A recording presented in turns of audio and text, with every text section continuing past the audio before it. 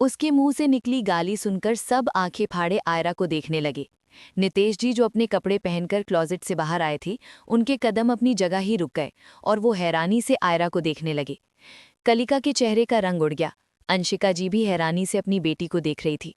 तभी दादाजी ने हैरानी भरी आवाज में कहा, आयरा, तुम कलिका जी को गालियां कैसे निकाल सकती हो? और तुम्हें पता भी है तुम क्या बोल रही हो? नितेश तुम्हारा बाप है और तुम अपने बाप का नाम ही किसी और के साथ जोड़ रही हो। ये सब कहते हुए तुम्हें जरा सी भी शर्म नहीं आई? उनकी बात सुनकर आयरा ने हंसते हुए उन्हें देखा और गुस्से से बोली, शर्म? उस बेहुदा आदमी को पैदा आपने किया और शर्म मुझे आए? आपके बेटे को जब भी सेक्स की एक्स्ट्रा सर्विस चाहिए होती है तो। इससे आगे वो कुछ बोलती उससे पहले दादी चिल्लाते हुए बोली, बस कर बेशर्म लड़की, तेरे अंदर थोड़ी बहुत भी शर्म या हया है या नहीं? तुझे पता भी है तू बड़ों के सामने क्या बोल रही है? उनकी तेज आवाज सुनकर आयला उसी लहजे में बोली, चिल्लाइए मत, वरना अभी हॉस्पिटल जाना पड़ जाएगा। मुझे बहुत अच्छे से पता है मैं क्या बोल रही हूँ। इनफैक्ट आप सबको भी पता है कि क्या सच है। ये औरत और आपका बेटा आए हर दिन। इससे आगे वो कुछ बोलती उससे पहले अंशिका जी ने रोते हुए उसका हाथ पकड़ा और तेज आवाज में बोली, आयरा बस कर, चल तू यहाँ से। ये कहते हुए वो उसे लेकर जाने लगी, लेकिन तभी आयरा ने झटके से अपना हाथ छुड़वाया और चिल्लाते हुए बोली, आयरा, मॉम आप मुझे क्यों चुप करवा रही हैं? आप ये सब टॉलरेट कर सकती हैं, मैं नहीं। आप इस आदमी को डाइवोर्स दो और मेरे साथ चलो। मैं आपको ऐसी जगह नहीं रहने दे सकती हूँ जहाँ आपके साथ मारपीट होती है। आपकी आंखों के सामने आपके पति किसी और के साथ सोकर फकिंग गेम खेलता है, जिसके लिए आप कचरे से ज्यादा कुछ नहीं हो। ये कहते हुए उसका चेहरा गुस्से से कांप रहा था। उसकी ये बातें सुनकर सब शॉक्ड होकर उसे देखने लगे। यहाँ तक नितेश गोयनका भी हैरानी से आयरा को देख रहे थे। वो चाहे जैसे भी हो, उन्होंने आज तक जो भी किया हो, लेकिन कभी डाइवोर्स का ख्याल भी अपने माइंड में लेकर नहीं आए, क्योंकि उन्हें बहुत अच्छे से पता था कि अगर कोई इस घर को संभाल रहा है तो वो सिर्फ अंशिका जी हैं। दादा दादी की दवाइयों से लेकर सबका फेवरेट खाना बनाना, पूरी फैमिली को संभालना, फाइनेंशियल सब कुछ अंशिका जी ने संभाल रखा था। वहीं आशीष अपनी जगह फ्रीज हो चुका था। उसे यकीन नहीं हो रहा था कि आयरा जो बोल रही है वो सच है या झूठ। उसे इन सब का कोई आइडिया नहीं था। कलिका और नितेश जी के अफेयर के बारे में भी नहीं पता था, और नहीं उसे नितेश जी अंशिका जी के साथ मारपीट करते हैं, इसके बारे में कुछ आइडिया था। वहीं अंशिका जी हैरानी से आयरा को देख रही थी। वो अपनी आंखें बड़ी बड़ी किए धीमी सी आवाज में बोली, बेटा, क्या कहा तुमने? फिर से कहना। क्या तुमने अभी अभी मुझे डाइवोर्स के लिए बोला है? उनका सवाल सुनकर आयरा बिना किसी एक्सप्रेशन के शांति से बोली, यस, आपने सही सुना है। मुझे नहीं लगता है ये घर और मिस्टर नितेश गोयनका आपके लिए किसी भी एंगल से लायक है। उसने इतना ही कहा था तभी दादी ने गुस्से से आयरा का हाथ पकड़ अपनी तरफ किया और चिल्लाते हुए बोली, आयरा, अब अगर तुमने एक और वर्ड बोला ना तो हम सच में तुम्हें धक्के मारकर घर से बाहर निकाल देंगे। कैसी बेटी हो तुम जो अपने ही माँ बाप को अलग करने पर तुली हो? क्या तुम इस एज में नितेश और अंशिका बहू को अलग करना चाहती हो? तुम वाकई में बहुत गिर चुकी हो। काश तुम्हारी जगह कशिश ने अंशिका बहू की गोद से जन्म लिया होता तो हमें आज ये दिन न देखना पड़ता। उनकी तेज आवाज सुनकर आयरा का चेहरा गुस्से से कांप उठा। उसने गुस्से से दादी का हाथ पकड़ा और उसे कस के अपनी हथेली के बीच दबाते हुए बोली, इस चुड़ैल की इतनी औकात नहीं है कि ये मेरी मॉम की गोद से जन्म ले सके। बट डोंट वरी, अगर आप इस गंदगी को अपने घर की बेटी बनाना चाहती हैं तो आराम से बना सकती हैं, बिकॉज ये कशिश इस स्लट औरत और आपके हवसी बेटे की ही नाजायज औलाद है। इतना बोलकर उसने नजरें घुमा नितेश गोयनका को देखा, जिसके चेहरे के रंग उड़ चुका था और माथे पर पसीने की बूंदें चमकती हुई नजर आ रही थी। आयरा की ये बात जैसे ही सबके कानों में पड़ी तो सब हैरान होकर उसे देखने लगे। दादा दादी के पैरों के नीचे से जैसे जमीन खिसक गई हो। उन्हें ये तो पता था कि नितेश जी अंशिका जी के साथ मारपीट करते हैं, लेकिन ये नहीं पता था कि उनका कलिका जी के साथ अफेयर भी चल रहा है। और ये बात तो वो कभी एक्सेप्ट कर ही नहीं सकते थे कि कशिश उनकी बेटे की नाजायज औलाद है। कलिका पूरी तरह शॉक्ड खड़ी आयरा को देख रही थी। वो हल्का हल्का कांप रही थी। तभी उसकी नजरें सीधा कशिश की तरफ चली गई, जो हैरानी से कभी आयरा को देख रही थी तो कभी उन्हें। तभी दादी की चीख सुनकर सब एकदम से अपने होश में आए और सबने उनकी तरफ देखा, जो दर्द से तड़पते हुए अपने उस हाथ को देख रही थी जो आयरा के हाथ में था। एपिसोड 32। तो ये आपकी मिस्ट्रेस और इसे पैदा करने वाली? आयरा ने इस बार बहुत तेज आवाज में पूछा। उसकी वो तीखी आवाज नीचे लिविंग हॉल तक अच्छे से सुनाई दे गई। दादा दादी, आशीष और अभी अभी आई कशिश और कलिका सब ने सर उठा ऊपर आवाज की डायरेक्शन में देखा। कलिका जो चाय और समोसा खा रही थी, उसका मुंह एक पल के लिए रुक गया और वो हैरानी से ऊपर की तरफ देखने लगी। आयरा की आवाज थी ही ऐसी कि कलिका के मुंह से निवाला गले से नीचे उतरना मुश्किल हो गया। आशीष सोफे से उठते हुए बोला, ये आवाज तो आयरा की है ना? क्या वो सुबह सुबह फिर से शुरू हो गई है? ये लड़की कभी नहीं सुधरने वाली है। ये जब तक यहाँ रहेगी तब तक हम चैन से नहीं जी पाएंगे। ये कहते हुए आशीष गुस्से से सीढ़ियों की तरफ चला गया। कशिश के फेस पर शैतानी स्माइल आ गई। वो यही तो चाहती थी कि सब आयरा की हरकतों की वजह से उससे नफरत करने लगे। आज जब से वो यहाँ आई थी, दादा दादी और आशीष ने उससे बात नहीं की थी, जिससे वो बहुत उदास थी। लेकिन अब उसका चेहरा किसी खिले हुए गुलाब की तरह खिल गया। लेकिन कशिश ने जल्दी ही अपनी उस स्माइल को छुपा लिया और खड़ी होते हुए फिक्र भरी आवाज में बोली, आयरा इतनी जोर से क्यों बोली? आई थिंक हम सबको एक बार चलकर देखना चाहिए। उसकी बात पर कलका ने जल्दी से निवाला निगला और चाय का कप समोसा नीचे रखते हुए बोली, हाँ बेटा, तुम सही बोल रही हो, हमें चलकर देखना चाहिए। उनकी बात दादा दादी को भी सही लगी और वो सब उठकर ऊपर वाले फ्लोर पर चले गए। इधर नितेश गोइंका, जो अभी भी टावल में खड़ा शैतानी तरीके से मुस्कुरा रहा था, आयरा के इस तरह तेज आवाज में चिल्लाने से उसकी वो स्माइल एकदम से फीकी पड़ गई। उन्होंने तुरंत अंशिका जी के गाल की तरफ देखा, जो वाकई में लाल हो रखा था, जिसे देखकर कोई भी बता सकता था कि कितनी जोर से उन्हें थप्पड़ मारा गया था। नितेश गोइंका ने बाहर अपनी बहुत अच्छी इमेज बनाई हुई थी। घर में किसी को नहीं पता था कि नितेश गोइंका अंशिका जी के साथ मारपीट करते हैं, उन पर हाथ उठाते हैं। हालांकि दादाजी और दादी को थोड़ा बहुत पता था, लेकिन वो जानबूझकर अंधे बने बैठे थे। नितेश जी गुस्से से आयरा के पास आए और दांत पीसकर सर्द आवाज में बोले, ये तुम क्या बकवास कर रही हो? मैं क्यों अपनी बीवी पर हाथ उठाऊंगा? अंशिका जी, क्या मैंने आप पर हाथ उठाया? ये कहते हुए उन्होंने अंशिका जी के कंधे पर अपना हाथ रखा और उनकी आंखों में देखने लगे। अंशिका जी ने डरते हुए उनकी आंखों में देखा और फिर झट से अपनी नजरें झुका ली। उन्होंने कुछ नहीं कहा था। उन्हें कुछ नहीं बोलता देख नितेश जी की पकड़ उनके कंधे पर टाइट होने लगी, जिससे अंशिका जी को बहुत तेज दर्द होने लगा। उन्होंने अपने होठों को कस के बाइट किया और धीमी सी आवाज में बोली, आयरा, तुम्हारे डैड सही बोल रहे हैं। इन्होंने मुझ पर हाथ नहीं उठाया। ये मुझसे बहुत प्यार करते हैं। तुम ज्यादा सोच रही हो। अपनी मॉम की डर से कांपती आवाज सुनकर आयरा ने एक गहरी सांस भरी और अगली ही पल गुस्से से नितेश जी के सीने पर हाथ रखकर उन्हें पीछे धक्का दे दिया। आयरा के इस तरह धक्का देने से नितेश जी संभल नहीं पाए और चीखते हुए सीधा फर्श पर जा गिरे। आह! उनके मुंह से दर्द भरी चीख निकल गई।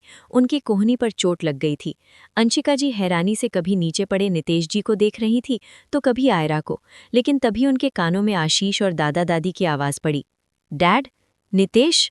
बाकी सबको देखकर नितेश जी ने तुरंत अपने फेस एक्सप्रेशन बदल लिए और अब उनके चेहरे पर गुस्सा नहीं बल्कि बहुत ज्यादा बेचारे भरे एक्सप्रेशन थे। उन्होंने उदास होते हुए कहा, हाँ बेटा, मैं ठीक हूँ। उनका चेहरा देखकर आशीष ने गुस्से से आयरा को देखा और जोर से चिल्लाया, आयरा, ये सब क्या है? तुमने डैड को धक्का दिया? आयरा ने अंशिका जी का हाथ पकड़ अपने पास किया और बिना किसी एक्सप्रेशन के बोरियत से बोली, तुम्हारे डैड इसी के लायक हैं। इस आदमी की हिम्मत कैसे हुई मेरी मॉम पर हाथ उठाने की? ये गिरा हुआ इंसान इतना घटिया हो सकता है, ये मुझे नहीं पता था। इनफैक्ट तुम सब गिरे हुए हो। इतना बोलकर उसने दादा दादी की तरफ देखा, जिनके चेहरे पर चिंता की लकीरें साफ नजर आ रही थी। वो परेशानी से नितेश जी को देख रहे थे, जिन्हें देखकर आयरा का दिमाग और भी ज्यादा घूम गया। दादी ने आयरा की तरफ देखा और गुस्से से बोली, तुम बदतमीज लड़की, निकल जाओ हमारे घर से। तुम्हारे लिए अब हमारे घर में कोई जगह नहीं है। ये कहते हुए दादी का चेहरा गुस्से से कांप रहा था। दादी की ये बात सुनकर कलिका और कशिश की आंखें तारों की तरह टिमटिमाने लगी। वहीं अंशिका जी का चेहरा पीला पड़ गया। उन्होंने जल्दी से आयरा से अपना हाथ छुड़वाया और दादी के सामने अपने दोनों हाथ जोड़कर माफी मांगते हुए बोली, माँ जी, आयरा की तरफ से मैं आपसे माफी मांगती हूँ। ये बच्ची है, इसे अभी समझ नहीं है, मैं समझा दूंगी इसे। इससे आगे वो कुछ बोलती तभी आयरा गुस्से से बेहद ही ठंडी आवाज में बोली, मॉम, ये चुड़ैल कौन है? मैंने सुना है चुड़ैलें रात में फिरा करती हैं, लेकिन आज तो दिन में ही निकल आई। आयरा की ये बात सुनते ही कलिका का चेहरा शर्म से लाल हो गया। वो गुस्से से बोली, कलिका सिन्हा नाम है मेरा, चुड़ैल होगी तुम? आयरा ने सर टेढ़ा कर कलिका को देखा और तिरछी स्माइल के साथ बोली, ओह, तो तुम हो उस घटिया आदमी की मिस्ट्रेस और इसे पैदा करने वाली। उसके मुंह से निकली गाली सुनकर सब आंखें फाड़े आयरा को देखने लगे। नितेश जी जो अपने कपड़े पहनकर क्लोजेट से बाहर आए थे, उनके कदम अपनी जगह ही रुक गए और वो हैरानी से आयरा को देखने लगे। कलिका की चेहरे का रंग उड़ गया। अंशिका जी भी हैरानी से अपनी बेटी को देख रही थी। एपिसोड 33 आयरा की धमकी गोयनका फैमिली को।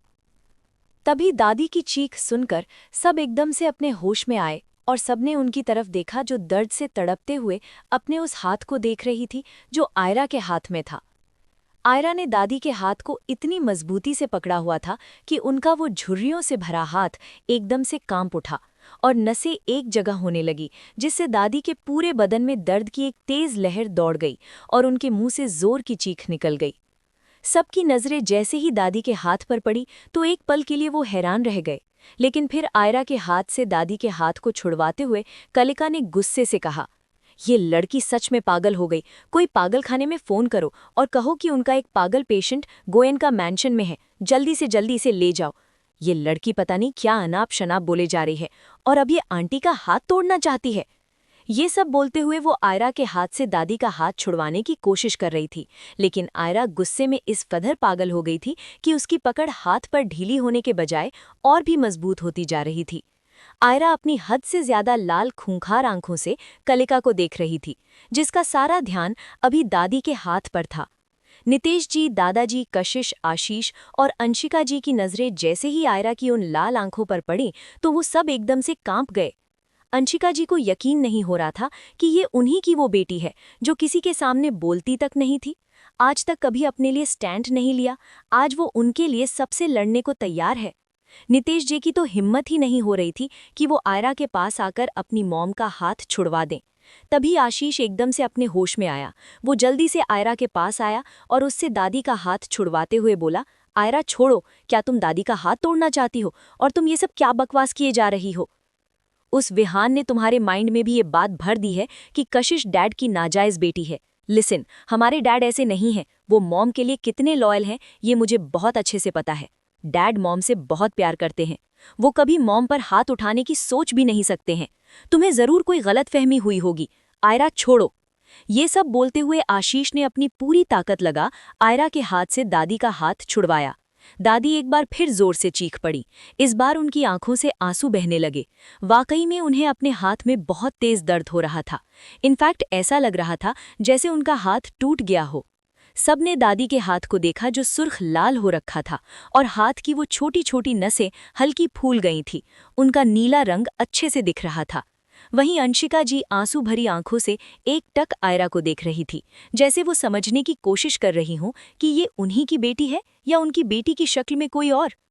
आयरा ने गुस्से से आशीष को देखा और अपने दांत पीसते हुए बोली, यू ब्लडी, मेरी मॉम को अपनी मॉम कहना बंद करो। तुम मेरी मॉम के बेटे नहीं हो सकते हो। जरूर हॉस्पिटल में इस कलिका ने, रंडी ने कुछ घोटाला किया होगा, वरना कोई भी बेटा अपनी माँ का चेहरा, उनका दर्द समझने में चूक नहीं सकता है।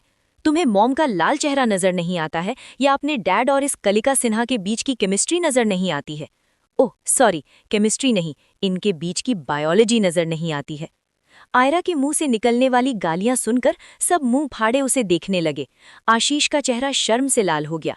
वो गुस्से के साथ बोला, Aira, mind your language. Aira भी उसी लहजे में बोली, लैंग्वेज गई भाड़ में। तुम सबको इंसानों वाली लैंग्वेज समझ में कहाँ आती है? तुम सब इंसान नहीं, इंसानों के रूप में जानवर हो जिन्हें कुछ दिखाई नहीं देता है। उसकी ये बेबाकी भरी बातें सुनकर सब एकदम से परेशान हो गए। किसी को समझ नहीं आ रहा था कि वो अपने सामने खड़ी 17 साल की लड़की से कैसे मुकाबला करे, कैसे उसका गुस्सा टॉलरेट करे। दादाजी ने गहरी सांस भरी और आयरा की तरफ देखकर थोड़ी सॉफ्ट आवाज में बोला, आयरा बेटा प्लीज शांत हो जाओ, हम सब बैठकर बातें करते हैं ना। ये सुनते ही आयरा ने गुस्से से दादू को देखा और उनकी तरफ उंगली पॉइंट करके बोली, तुम बढ़ाओ, चुप ही रहो तो अच्छा होगा। शांति गई तेल लेने। अब तो तुम सबकी जिंदगी में सीधा भूकंप आएगा। बहुत कर ली तुम सबने अपनी मनमर्जी। अब कोर्ट में मिलते हैं। कल तक डिवोर्स पेपर तुम्हारे घर पर आ जाएंगे। अपने बेटे से बोलना कि सीधा तरीके से उन पर साइन कर दे, वरना फिर मैं कितनी टेढ़ी हूं ये तुम सबको बहुत अच्छे से पता चल जाएगा। इतना बोलकर उसने नितेश गोयनका की तरफ देखा और टेढ़ी स्माइल के साथ बोली, तुम घटिया गोयनका पढ़े लिखे हो ना, इंडियन लॉ भी जानते होगे। अपनी ही बीवी को मोलेस्ट करना, उसके साथ मारपीट करना और अपनी बेटी से दूर करने की क्या क्या सजा हो सकती है, इन सब का भी पता होगा। कल के पेपर्स पर साइन कर देना, वरना इन सब का अच्छे से ऐसा ट्रेलर दिखाऊंगी कि तुम्हारी जो अच्छी इमेज तुमने बनाई हुई है उसका इनरवेयर भी नहीं छोड़ूंगी और दुनिया के सामने नंगा करके ऐसी इज्जत उतारूंगी कि तुम्हारी तो 100 पुश्ते तक किसी औरत के साथ ऐसा करने से कांपेंगी। बोलकर उसने कशिश और कलिका की तरफ वार्निंग भरी नजरों से देखा और फिर अंशिका जी का हाथ पकड़ उन्हें अपने साथ ले जाने लगी। अंशिका जी का माइंड एकदम ब्लैंक हो चुका था। उन्हें देखकर लग रहा था जैसे वो अपने होश में नहीं है, वो बस आयरा के पीछे पीछे चली जा रही थी। आयरा की बातें सुनकर सब शॉक्ड खड़े उसे जाते देख रहे थे। नितेश जी का दिल बहुत जोरों से धड़क रहा था। वो अंशिका जी के बिना नहीं रह सकते थे। शादी के 25 साल तक उन्होंने कभी अंशिका जी को खुद से दूर नहीं किया। वो जब तक अंशिका जी को टॉर्चर नहीं कर लेते थे, उनके साथ फिजिकल नहीं होते थे, तब तक उन्हें चैन नहीं आता था। एक तरह से अंशिका जी उनका टॉय थी, जो उनकी हर एक छोटी से छोटी लेकर बड़ी तक ख्वाहिश पूरी करती थी। तो अब वो अपने उस टॉय को खुद से दूर कैसे कर सकते थे? वहीं दादा दादी हैरान खले आयरा को जाते देख रहे थे। उन्हें आयरा से कोई खास फर्क नहीं पड़ रहा था, लेकिन अंशिका जी इस घर की वो नींव थी जिसने आज तक इस घर को संभाल कर रखा था। और अगर अभी वो गईं, उनके बेटे और अंशिका जी का सच में डिवोर्स हो गया, तो दुनिया की नजरों में उनकी कोई इज्जत नहीं रह जाएगी। Episode 34 divorce. नितेश जी की आंखों में पानी। वहीं दादा दादी हैरान खड़े आयरा को जाते देख रहे थे। उन्हें आयरा से कोई खास फर्क नहीं पड़ रहा था, लेकिन अंशिका जी इस घर की वो नींव थी जिसने आज तक इस घर को संभाल कर रखा था। और अगर अभी वो गईं, उनके बेटे और अंशिका जी का सच में डाइवोर्स हो गया, तो दुनिया की नज़रों में उनकी कोई इज्जत नहीं रह जाएगी। ये सोच सोचकर ही दादा दादी का बुरा हाल होने लगा था। आशीष को तो कुछ समझ ही नहीं आ रहा था कि वो कैसे रिएक्ट करे। उसकी आंखों के सामने उसकी बहन उसकी मॉम को लेकर जा रही थी और वो आज खुद को इतना बेबस महसूस कर रहा था कि उन्हें रोक भी नहीं पा रहा था। तभी नितेश जी अपने तेज धड़कते दिल के साथ चिल्लाए, रुको, तुम हमारी बीवी को कहीं नहीं लेकर जा सकती हो। अगर तुम अंशिका जी को यहाँ से लेकर गई तो आई स्वेयर हम खुद तुम्हें अपने हाथों से जान से मार देंगे। हम भूल जाएंगे कि तुम हमारी बेटी हो। ये कहते हुए वो तेज कदमों से आयरा के पास आए और झट से अंशिका जी का हाथ पकड़ने को होते हैं, लेकिन वो उनके हाथ को छू भी पाते उससे पहले आयरा ने अंशिका जी को अपने पीछे कर लिया और गुस्से से नितेश गोयनका को घूरने लगी। नितेश जी बस अपने उस खाली हाथ को देखते रह गए जिसे उन्होंने अंशिका का हाथ पकड़ने के लिए बढ़ाया था। आयरा ने उन्हें ठंडी नजरों से देखा और सर्द आवाज में बोली, मेरी मॉम को टच करने का सोचना भी मत। बहुत कर ली तुमने अपने मन की, अब वो होगा जो मैं चाहूंगी। मुझे जान से मारोगे? चलो मार कर दिखाओ। और क्या कहा तुमने कि मैं तुम्हारी बेटी नहीं? अरे तुम्हारे जैसे 2 कौड़ी के आदमी की बेटी होना चाहता भी कौन है? तुम अपनी उस रंडी की औलाद को संभालो, वही है तुम्हारे लायक। बार बार आयरा के मुंह से अपने लिए रंडी सुनकर कलिका सिन्हा का चेहरा शर्म से लाल हो गया। आयरा उसके मुंह पर ही उसे गालियां निकाल रही थी और वो चुपचाप खड़ी बस उसे देखने के सिवा कुछ नहीं कर सकती थी। कशिश का चेहरा ऐसा हो रखा था जैसे काटो तो खून नहीं। उसका पूरा शरीर बर्फ के जैसे सफ़ेद पड़ गया। उसके माइंड में बार बार एक ही बात रिवाइज हो रही थी, वो एक नाजायज़ औलाद है। नितेश जी ने एक गहरी सांस भरी और आयरा के चेहरे की तरफ देखकर बोले, हमारा किसी के साथ कोई अफेयर नहीं चल रहा है और नहीं कशिश हमारी बेटी है। कशिश हमारे दोस्त की बेटी है। मानता हूं कि आज सुबह गुस्से में आकर मैंने अंशिका जी पर हाथ उठा दिया था, लेकिन इसका मतलब ये नहीं है कि मैं इनसे प्यार नहीं करता हूं, इन्हें धोखा दे सकता हूं। मैं सच में अंशिका जी से बहुत प्यार करता हूं। अगर ये मुझसे दूर गईं तो मैं मर जाऊंगा। ये कहते हुए उनकी आंखों में मगरमच्छ के आंसू आ गए। आयरा बोरियत से उन्हें देख रही थी, तो वहीं सबको नितेश जी पर बहुत ज्यादा दया आ रही थी। उनकी आंखों में पानी देखकर सबको आयरा से और भी ज्यादा नफरत होने लगी थी। लेकिन आयरा को इन सब लोगों की फीलिंग्स, गुस्सा, तकलीफ, दर्द, नफरत किसी से भी घंटा फर्क नहीं पड़ता था। आयरा ने अपने दोनों हाथ सीने पर फोल्ड किए और तिरछी स्माइल के साथ बोली, तो मर जा, अच्छा होगा, धरती का एक बोझ कम हो जाएगा। तुम्हारे जैसे घटिया आदमी के माँ बाप अकेले हो जाएंगे। तुम्हारी नाजायज बेटी के सर से नाजायज बाप का हाथ उठ जाएगा और कलिका सिन्हा को फक करने वाला एक आदमी कम हो जाएगा। इससे ज्यादा कुछ नहीं होगा। उसका स्ट्रेट फॉरवर्ड जवाब सुनकर सब शॉक्ड होकर आयरा को देखने लगे। नितेश गोयनका का चेहरा शर्म से लाल हो गया। वो एकदम से हड़बड़ा गए। उन्होंने अंशिका जी की तरफ देखा और रुंधे गले से बोले, अंशिका जी, आयरा सच में पागल हो गई है। आप प्लीज समझाइए इसे कि आप हमें छोड़कर कहीं नहीं जाएंगे। ये कहते हुए वो जैसे ही अंशिका जी की तरफ बढ़े, तभी अंशिका जी ने डरते हुए आयरा को पकड़ लिया और उससे चिपककर खड़ी हो गई। उनका ऐसा रिएक्शन देखकर आशीष को भी अब थोड़ा डाउट होने लगा था। वो बहुत गौर से अंशिका जी को देख रहा था। वहीं नितेश गोयनका ने कस के अपने हाथों की मुट्ठियां बंद कर ली। उनका मन कर रहा था कि वो अंशिका जी को रूम में ले जाएं और उन्हें बहुत अच्छे से सबक सिखाएं, लेकिन अब शायद ऐसा पॉसिबल नहीं था। आयरा ने नितेश जी को पीछे की तरफ धक्का दिया और गुस्से से बोली, बेकार, घटिया, नीच, गिरे हुए इंसान, दूर रहो मेरी मॉम से। अब तो ये डाइवोर्स होकर रहेगा। मैं भी देखती हूँ तुम कल कैसे पेपर साइन नहीं करते हो। उसने इतना ही कहा था, तभी दादाजी आयरा के पास आए और उसके सामने हाथ जोड़कर बोले, आयरा बेटा, प्लीज ये सब बंद करो। अगर अंशिका बहू यहाँ से गई तो हमारा बसा बसाया घर उजड़ जाएगा। हम सबको बाहर क्या मुंह दिखाएंगे? लोगों के बीच हमारी बातें बनने लगेंगी। हमारे वंश में आज तक कभी डाइवोर्स नहीं हुआ। तुम भी ऐसा अनर्थ काम मत करो। उन्होंने इतना ही कहा था, तभी आयरा हंसते हुए बोली, वाह बढ़ाऊं, जब बात अपने बेटे, अपनी इज्जत और घर पर आई तो आंसू बहाने लगे। और इतने सालों तक किसी और की बेटी के साथ आपका बेटा जबरदस्ती करता रहा, उसके साथ मारपीट करता रहा, किसी और के साथ मुंह मारता रहा, तब एक भी दिन आपकी आंखों में आंसू नहीं आए? एक लड़की अपना सब कुछ छोड़कर तुम्हारे घर में आई, तुम्हारे बेटे के बच्चों को पैदा किया, अपनी लाइफ तुम सब पर डेडिकेट कर दी, उसके लिए एक भी दिन बुरा नहीं लगा? फिर आज क्यों अपने बेटे के लिए बुरा लग रहा है? आज के लिए बस इतना ही। मिलते हैं नेक्स्ट पार्ट में। एपिसोड 35। दादी ने मारा कलिका को थप्पड़। आयरा और अंशिका जी का जाना। उसकी नज़रें अपने आप आयरा और अंशिका पर आकर ठहर गई। इस वक्त आशीष को ऐसा लग रहा था जैसे कोई उसके दिल में सुइयां चुभा रहा हो। दादी ने सर घुमा कलिका को देखा। अब जाकर उन्होंने उसके कपड़ों पर ध्यान दिया। उसकी साड़ी वाकई में काफ़ी रिवीलिंग थी। उसका ब्लाउज हद से ज़्यादा टाइट था, जिस वजह से उसके चेस्ट उभर कर दिख रहे थे। उसकी साड़ी का पल्लू नाम मात्र का बदन पर टिका हुआ था।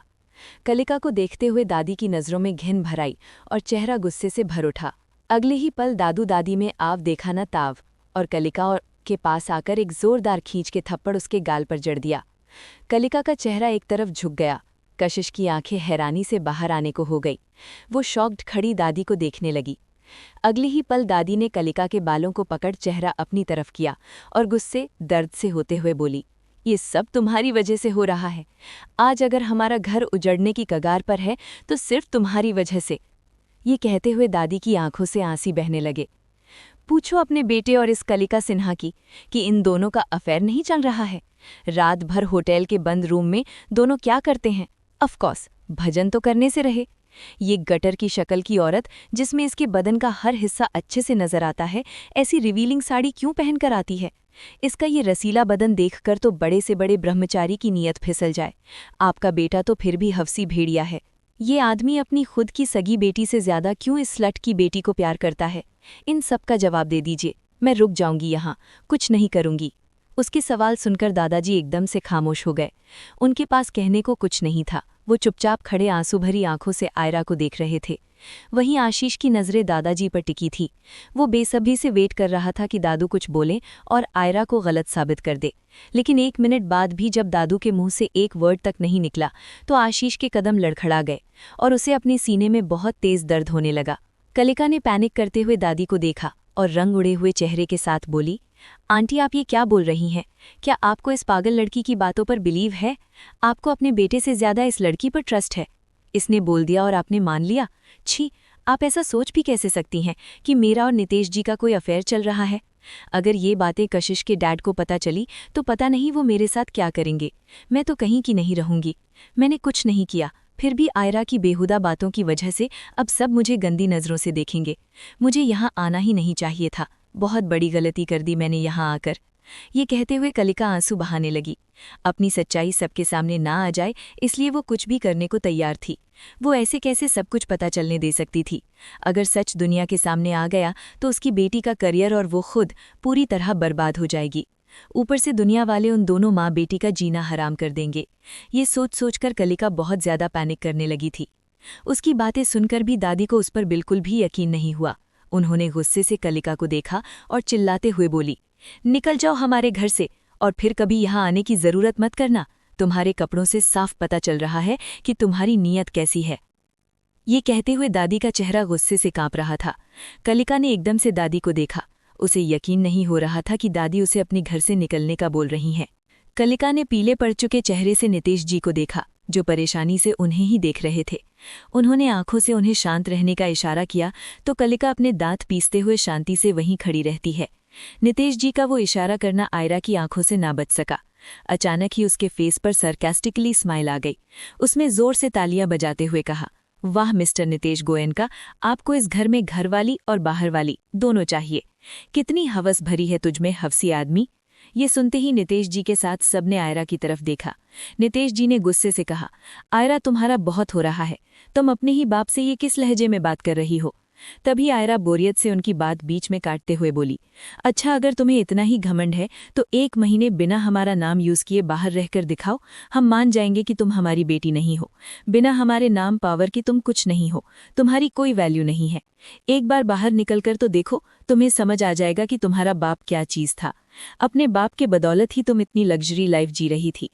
तभी आयरा ने उनकी बात बीच में काटते हुए कहा, तुम्हारी लग्जरी लाइफ तुम्हें मुबारक। मेरी मॉम को डाइवोर्स देकर इनका पीछा छोड़ दो। हम रोड पर रहेंगे, किसी भिखारी के साथ सोएंगे, हमारा जो भी होगा हम देख लेंगे। तुम अपनी इस रंडी और नाजायज औलाद के साथ खुशी से रहो।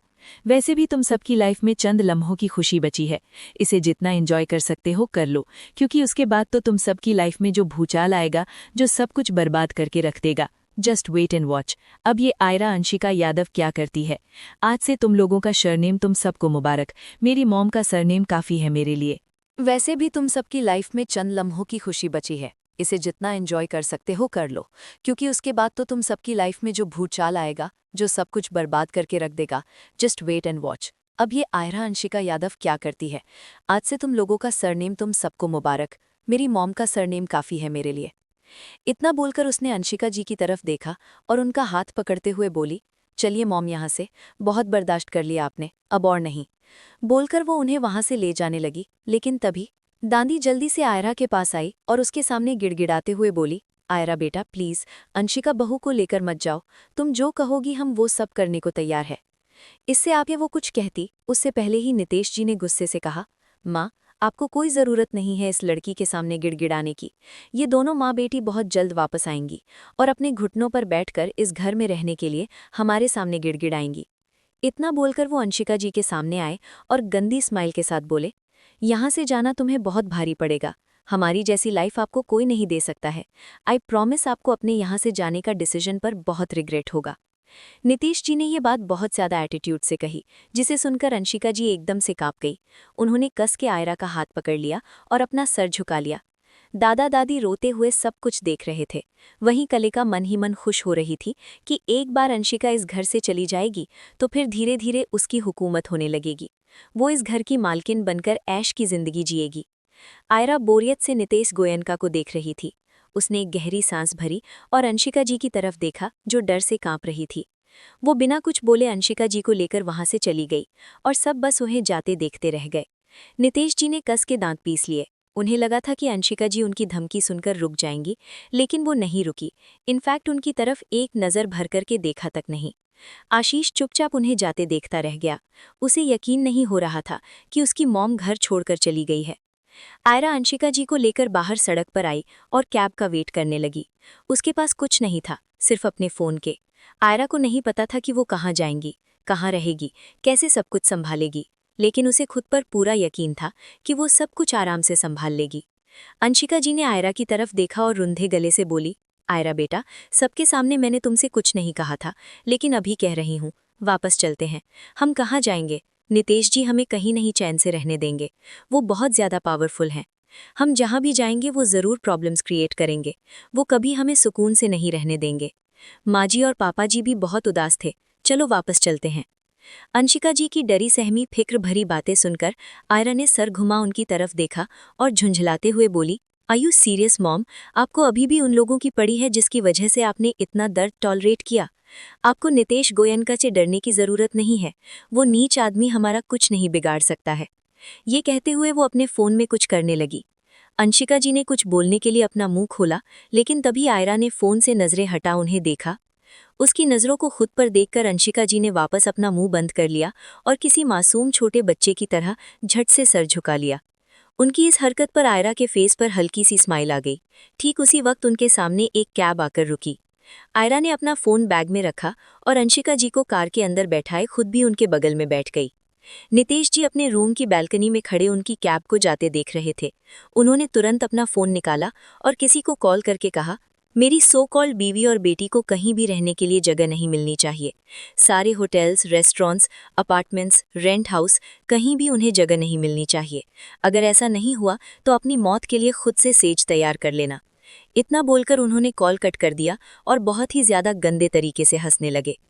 इधर नीचे दादा दादी चुपचाप सोफे पर बैठे एक टक डोर को देख रहे थे, जहां से कुछ देर पहले अंशिका जी और आयरा गए थे। कशिश उनके पास चुपचाप बैठी थी। आशीष घर से बाहर चला गया था और दादी की डांट सुनने के बाद कलिका की हिम्मत नहीं हुई उनके सामने आने की। इधर कुछ पल हंसने के बाद नितेश जी गुस्से से बोले, मैं भी देखता हूँ तुम दोनों कैसे सुकून से रहती हो, वापस तो तुम्हें आना ही पड़ेगा अंशिका। उन्होंने इतना ही कहा था, तभी उन्हें अपने सीने पर किसी का हाथ महसूस हुआ, जिसका एहसास होते ही उन्होंने अपना सर झुका उन हाथों को देखा और फिर सर घुमा अपने पीछे खड़ी कलिका को। कलिका चेहरे पर नाराजगी लिए उन्हें देख रही थी। नितेश जी ने तुरंत कलिका को खुद से दूर किया और रूम के अंदर आकर विंडो का डोर बंद कर इधर उधर देखने लगे, ये कंफर्म करने के लिए कि कलिका को उनके साथ किसी ने देखा तो नहीं। चारों तरफ देखने के बाद नितेश जी ने गुस्से से कलिका को देखा और बोले, तुम इस वक्त मेरे रूम में क्या कर रही हो? अगर किसी ने देख लिया तो प्रॉब्लम हो जाएगी। अभी अभी आयरा ने कितना बड़ा तमाशा किया था, ऐसे में तुम्हें मेरे रूम में देखकर किसी को भी शक हो जाएगा, इसलिए प्लीज अभी के लिए तुम जाओ यहाँ से। ये कहते हुए वो कलिका को बाहर जाने का इशारा करने लगे। नितेश जी की बात सुनकर कलिका ने गुस्से से अपना हाथ छुड़वाया और उनका कॉलर पकड़ते हुए बोली, आप मुझे बाहर जाने का बोल रहे हैं, जबकि मैं आपके लिए ही आज यहाँ इतनी तैयार होकर आई हूँ। कल आपने मेरी बेटी पर गुस्सा किया और आज आपकी माँ ने मुझ पर हाथ उठा दिया। आपने उन्हें कुछ भी नहीं कहा। क्या आप चाहते हैं मैं और कशिश भी हमेशा के लिए यहाँ से दूर चले जाएं? उनकी ये बात सुनते ही नितेश जी का चेहरा एकदम से पीला पड़ गया। उन्होंने एक गहरी सांस भरी और सॉफ्ट आवाज में बोले, कलिका, तुम समझ नहीं रही हो। कल गलती कशिश की थी और आज सुबह जो कुछ भी हुआ उसके बाद माँ तुमसे गुस्सा हो गई, वरना आज तक कभी उन्होंने तुमसे कुछ कहा? ये सब आयरा की वजह से हो रहा है। आयरा की वजह से सब कुछ बर्बाद हो गया, लेकिन तुम चिंता मत करो, मैं सब ठीक कर दूंगा। वो दोनों माँ बेटी जब वापस गोयनका मैंशन आ जाएगी तो सब ठीक हो जाएगा। इतने दिन तुम प्लीज मुझसे थोड़ा दूर रहो। ये कहते हुए उन्होंने कलिका के हाथ अपने कॉलर से हटाए और उनसे दूर होकर जाकर बेड पर बैठ गए। कलिका गुस्से से नितेश जी को देख रही थी। उन दोनों माँ बेटी का नाम सुनकर उसके तन बदन में आग लग गई, लेकिन तभी अचानक उसके फेस पर गंदी सी स्माइल आ गई। उसने सिडक्टिव नजरों से नितेश जी को देखा और फिर अपनी साड़ी का पल्लू नीचे गिरा दिया, जिससे अब उसका रिवीलिंग ब्लाउज बहुत अच्छे से दिख रहा था। अचानक ही नितेश जी की नजरें कलिका पर पड़ी और उसकी चेस्ट को देखकर उनके अंदर का जानवर जाग उठा। वो गहरी नजरों से कलिका को देख रहे थे। उन्हें अपनी तरफ इस तरह से देखता देख कलिका की स्माइल और भी ज्यादा गहरी हो गई। उसने अपने दोनों हाथ चेस्ट पर रखे और उन्हें खुद से जोर से प्रेस किया, जिससे उसकी चेस्ट ब्लाउज से बाहर आने को बेताब हो गई। एपिसोड 37 बेशर्म नजरें, आयरा का गुस्सा। नितेश जी ने पैंट के ऊपर से अपने प्राइवेट पार्ट पर हाथ रखा और सहलाने लगे, जिसे देखकर कलिका ने अपना ब्लाउज निकाल फेंक दिया और अब उसकी चेस्ट नितेश जी के सामने थे। कलिका जी ने ब्रा नहीं पहनी थी, जिससे उसकी दोनों चेस्ट साफ नजर आ रही थी। वो बड़ी अदा के साथ चलते हुए नितेश जी के पास आई और उनकी गोद में बैठकर हल्का सा ऊपर उठ अपनी चेस्ट को उनके मुंह में दे दी, जिसे नितेश जी ने तुरंत अपने मुंह में भर लिया। आह! कलिका के मुंह से हल्की सी सिसकी निकल गई और वो अपने हाथों से चेस्ट को जोर से प्रेस करने लगी। उसे अपने नीचे गीला गीला महसूस होने लगा था। नितेश जी ने उनका हाथ उनके चेस्ट से हटाया और अब खुद अपनी हथेली में भरकर उसे जोर से प्रेस करने लगे, जिससे कलिका के मुंह से हल्की सी चीख निकल गई। वो अपना सर ऊपर उठाए गहरी गहरी सांसें लेने लगी। तभी अचानक नितेश जी ने जोर से बाइट कर लिया और दूसरे हाथ से उसके चेस्ट को कस के अपनी मुट्ठियों में भरते हुए बोले, तुम्हारे में वो मजा नहीं जो अंशिका में है, तुम जाओ यहाँ से। इतना बोल उन्होंने झटके से कलिका को अपनी गोद से नीचे गिरा दिया और उठकर बिना उसे देखे वॉशरूम में चले गए। कलिका बेड पर पड़ी बस उन्हें जाते देखती रह गई। उसे समझ नहीं आया कि अभी अभी उसके साथ हुआ क्या। इधर दूसरी तरफ आयरा अंशिका को लेकर 5 स्टार होटल के बाहर खड़ी गार्ड को घूर रही थी, जो उन्हें अंदर नहीं जाने दे रहा था। आयरा ने उसे घूरा और गुस्से से बोली, क्या तुम सब अपने कस्टमर से ऐसे ही बात करते हो? मुझे अंदर जाना है, 1 महीने के लिए रूम रेंट पर चाहिए है। आपको पेमेंट मिल रहा है तो फिर क्यों अंदर नहीं जाने दे रहे हो? आयरा की बात सुनकर गार्ड शांति से बोला, I am sorry madam, but अभी हमारे पास एक भी रूम अवेलेबल नहीं है। आप कोई दूसरा होटल देख लीजिए। इतना बोल उसने गेट बंद कर दिया। आयरा ने कस के अपने हाथों की मुट्ठियां बंद कर ली। अंशिका जी की आंखों में पानी आ गया। वो बहुत ज्यादा परेशान हो गई। अगर उन्हें रूम नहीं मिला तो वो कहाँ जाएंगे? इससे पहले वो 3 होटल जाकर आ गए। सबका यही जवाब था कि उनके पास रूम अवेलेबल नहीं है। आयरा ने एक लंबी सांस भरी और अपने फ़ोन में आसपास के होटल की लोकेशन देखने लगी। तभी यहाँ से कुछ दूर RV 7 स्टार होटल की पिक्चर्स आयरा के सामने आई। आयरा ने कुछ पल सोचा कि वो इस होटल में जाएं या नहीं। ये 7 स्टार होटल था तो ऑफकोर्स इसका रेंट भी हाई होने वाला था, और ये मुंबई का टॉप होटल्स में से एक था, जो पूरे मुंबई में ही नहीं एशिया में भी फेमस था।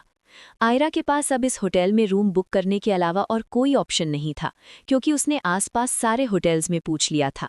उसे समझ आ गया था कि ये सब नितेश गोयंका की वजह से ही हो रहा है। उसी ने मना किया है, वो ही प्रॉब्लम्स क्रिएट कर रहा है। आयरा ने एक लंबी सांस भरी और अंशिका जी का हाथ पकड़ उन्हें अपने साथ ले जाते हुए बोली, मॉम अब टेंशन मत लीजिए, अभी पास में ही एक और होटल है, हम वहां पर चलकर देखते हैं क्या होता है। अंशिका जी परेशानी से बोली, अगर उन्होंने भी मना कर दिया तो इस बार मैं उनकी जान ले लूंगी।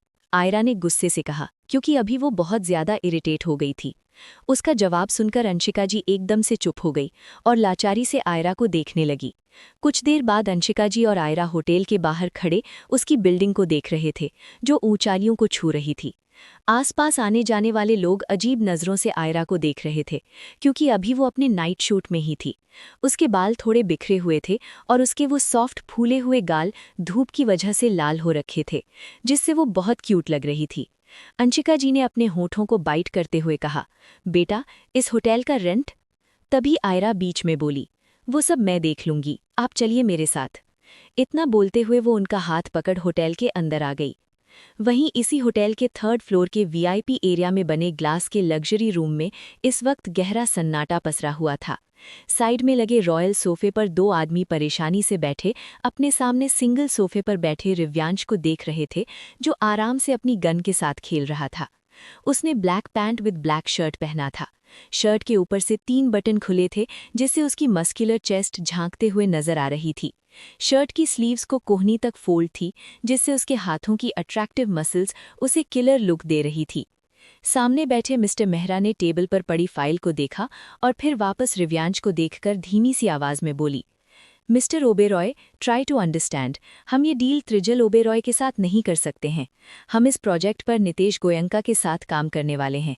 उन्होंने इस प्रोजेक्ट में ऑलरेडी 1 करोड़ का इन्वेस्ट कर दिया है। अभी अगर हम इस प्रोजेक्ट से पीछे हटे तो दोनों कंपनियों का बहुत लॉस होगा, और साथ में नितेश गोयंका के साथ हमारे रिलेशन भी बिगड़ जाएंगे।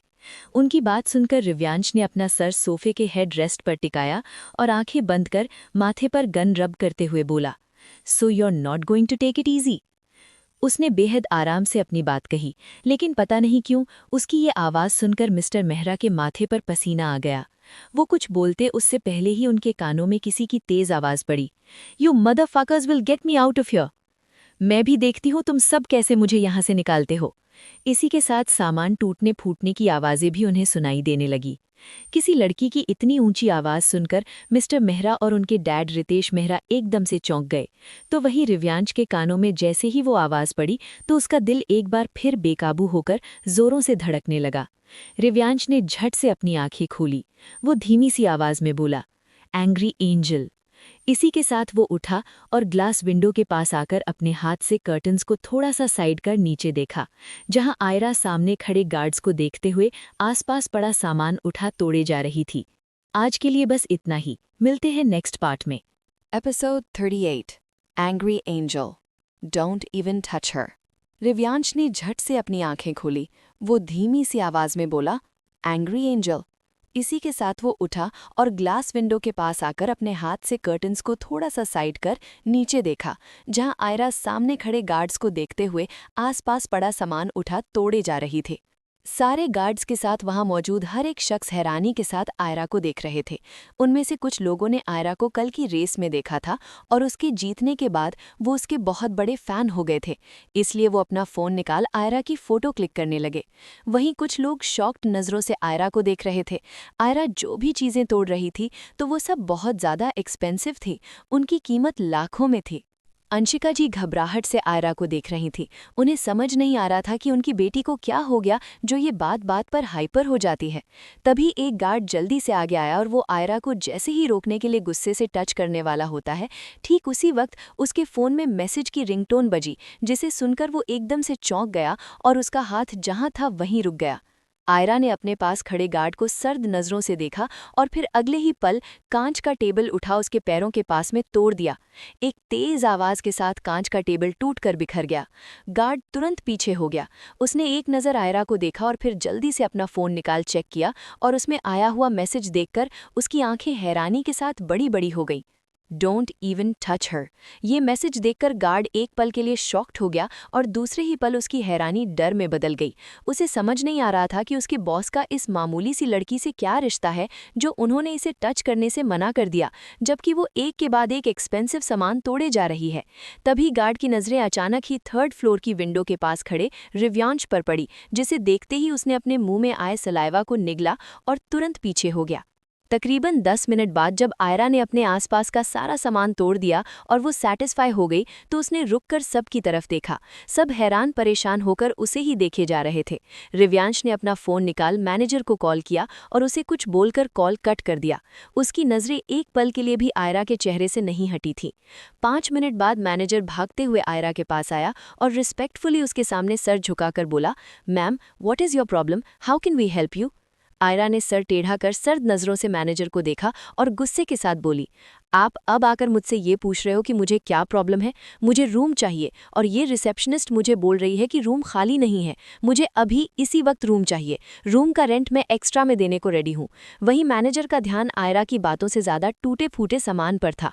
वो लाचारी से सामान को देख रहा था। तभी अचानक उसके फ़ोन में भी वही मैसेज की रिंगटोन बजी जो थोड़ी देर पहले गार्ड के फ़ोन में बजी थी। उसने तुरंत अपना फ़ोन निकाल चेक किया। Get Miss Mary out now. ये मैसेज रीड करते ही मैनेजर ने तुरंत रिसेप्शनिस्ट की तरफ देखा जो गुस्से से आयरा को घूर रही थी। मैनेजर ने गहरी सांस लेकर कहा, Miss Mary, you are fired, leave the hotel right now. उसकी आवाज़ में इतनी सख्ती थी कि पूरा लॉबी सन्नाटे में डूब गया।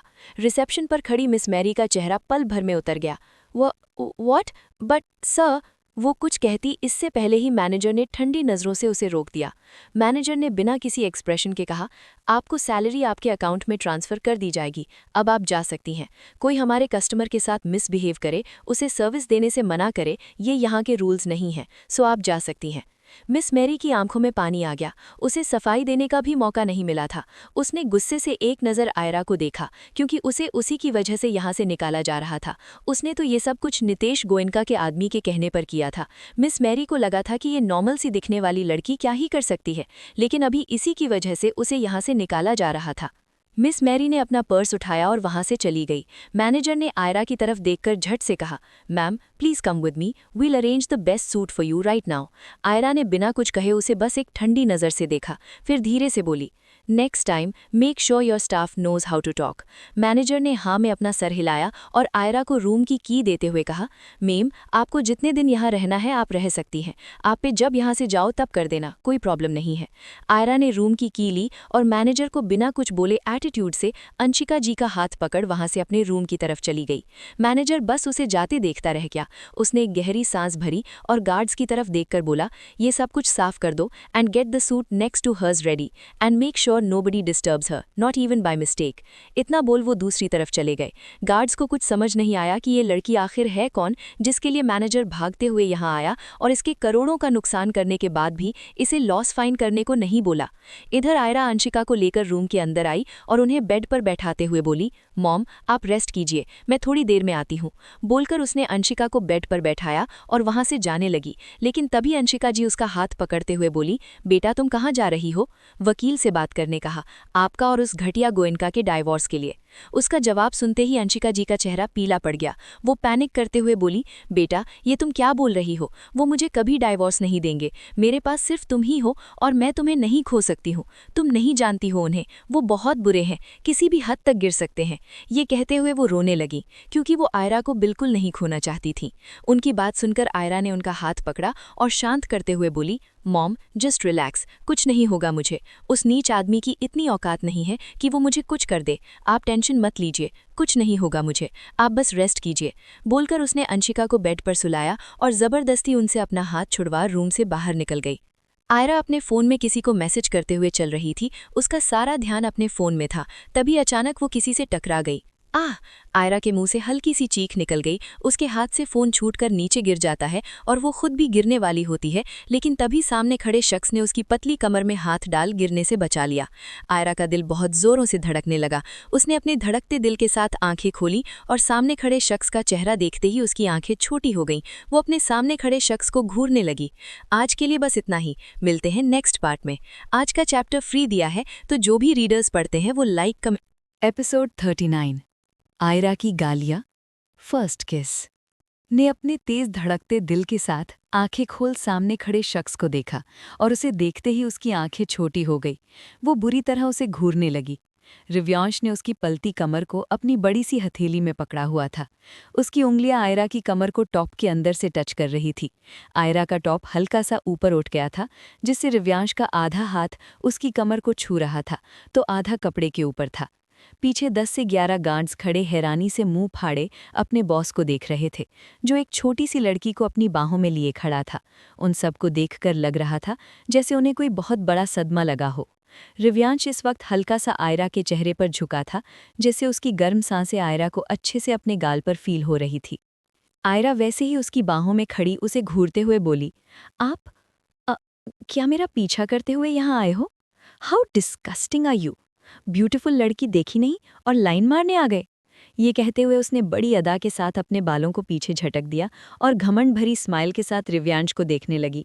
उसकी बात सुनकर रिव्यांश ने एक गहरी सांस भरी और उसे सीधा खड़ा कर उसकी कमर से अपना हाथ हटाते हुए बेहद आराम से बोला, संभल कर चलते तो मुझे लाइन मारने की जरूरत नहीं पड़ती। उसका जवाब सुनकर आयरा उसे घूरने लगी। रिव्यांश आराम से खड़ा चुपचाप उसे देख रहा था। आयरा मुंह बनाते हुए बोली, मैं संभल कर चल रही थी, लेकिन आप सामने से आकर टकरा गए और अब सॉरी बोलने की बजाय मुझसे आर्ग्यूमेंट कर रहे हो। मैं अभी बहस के मूड में नहीं हूँ। चलो जल्दी से सॉरी बोलिए, फिर मुझे यहाँ से निकलना है। आयरा की सॉरी वाली बात सुनते ही सारे गार्ड्स ने एकदम से उसकी तरफ देखा। उन्हें यकीन नहीं हो रहा था कि उनके सामने खड़ी छोटी सी दिखने वाली टीनेज गर्ल उनके बॉस को सॉरी बोलने का बोल रही है। एक गार्ड मन ही मन अफसोस भरी नजरों से आयरा को देखते हुए बोला, बेचारी बेवजह मारी जाएगी। इसे नहीं पता है कि इसके सामने खड़ा आदमी चलता फिरता मौत का देवता है, जो कभी भी किसी को भी दुनिया से अलविदा कर सकता है। आई थिंक अब अगला नंबर इसी का है। सोचते हुए उसने अपना सर हिला दिया। क्या हुआ? इतना क्या सोच रहे हो? चलो सॉरी बोलो। गलती आपकी है, आप टकराए मुझसे और आपकी वजह से मेरा फ़ोन टूट गया। आपको पता भी है इस एक फ़ोन की प्राइस कितनी है? आयरा ने गुस्से से रिव्यांश को देखते हुए कहा। आयरा की इस बात पर अब सारे गार्ड्स ने एक दूसरे के मुंह को देखा और फिर आंखें बड़ी बड़ी किए आयरा को देखने लगे। उनके सामने खड़ी लड़की उस इंसान से फ़ोन की कीमत पूछ रही थी जिसने इस कंट्री की आधे से ज़्यादा इकोनॉमी को कवर किया हुआ था।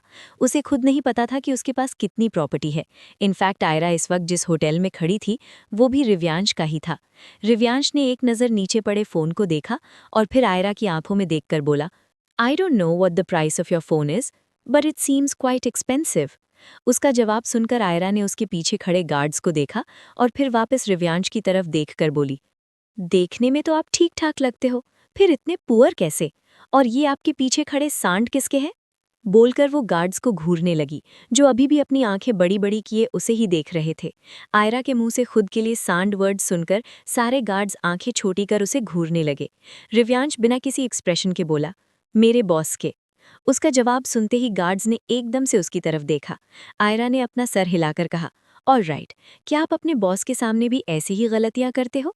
आप 2 बार मुझसे टकराए हो और दोनों बार ही मेरा काफी लॉस हुआ है।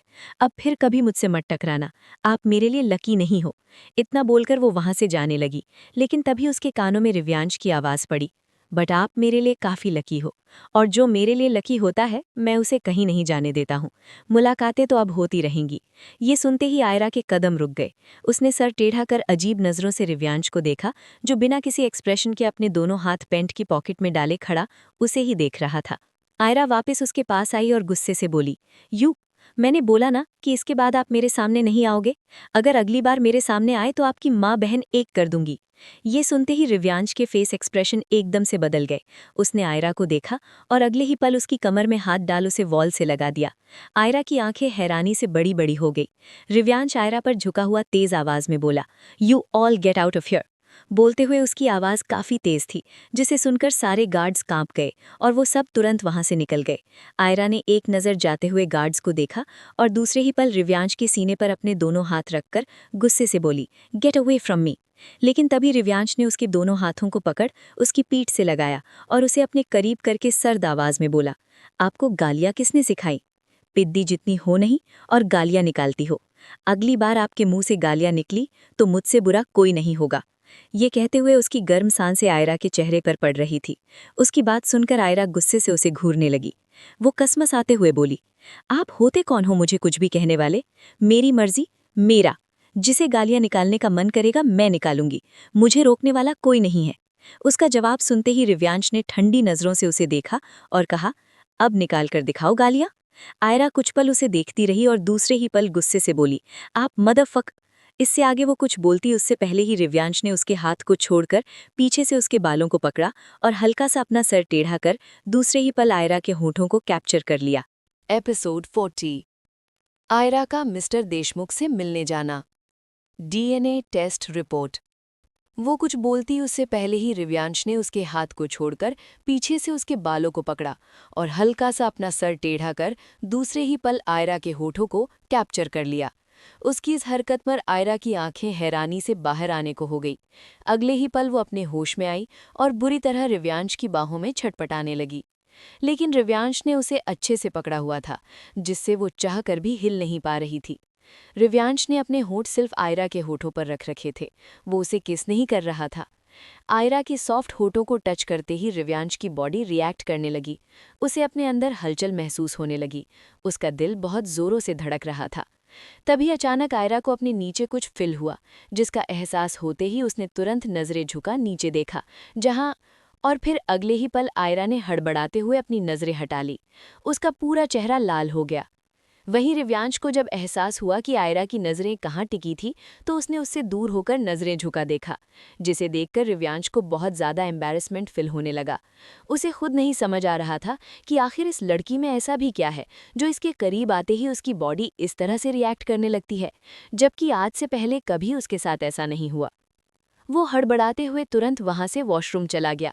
वहीं आयरा अभी भी वॉल से चिपकी खड़ी थी। उसकी आंखों के सामने एक बार फिर अभी जो कुछ हुआ घूमने लगा, जिससे आयरा के दोनों गाल फिर से लाल हो गए। उसने अपनी लाइफ में पहली बार ऐसा कोई मोमेंट देखा था। आयरा ने अपना सर झटका और तुरंत वहां से चली गई।